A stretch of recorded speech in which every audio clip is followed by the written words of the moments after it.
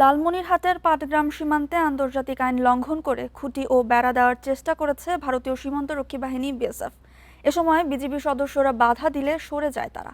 শুক্রবার দুপুরে রংপুর ব্যাটালিয়ন ৫১ বিজিবির অধিনায়ক লেফটেন্যান্ট কর্নেল নাজিউর রহমান ঘটনার সত্যতা নিশ্চিত করেন। শুক্রবার সন্ধ্যায় দহগ্রাম সীমান্তের ৩ বিঘা করিডোর এলাকায় বেড়া দেওয়ার চেষ্টা করে বিএসএফ। এ সময় বিজিবি মুখোমুখি অবস্থান নেওয়ায় সীমান্তে বেশ উত্তেজনার সৃষ্টি হয়। পণ্ড হয়ে যায় বেড়া দেওয়ার কাজ। এছাড়া বৃহস্পতিবার পাটগ্রাম উপজেলার কলসিমুখ বিওপি এলাকায় ৮০৬ নম্বর পিলার এলাকায় খুঁটি স্থাপনের চেষ্টা করে বিএসএফ।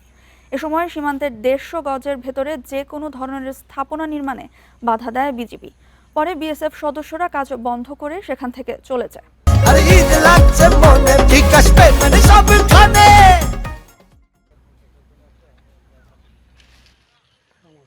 কোনো কিছু না বলে এই ১৫০ গজের মধ্যে কোনো কিছু করতে পারবে না, এরপরে গাড়বে আর আমরা গাড়তে দিব না।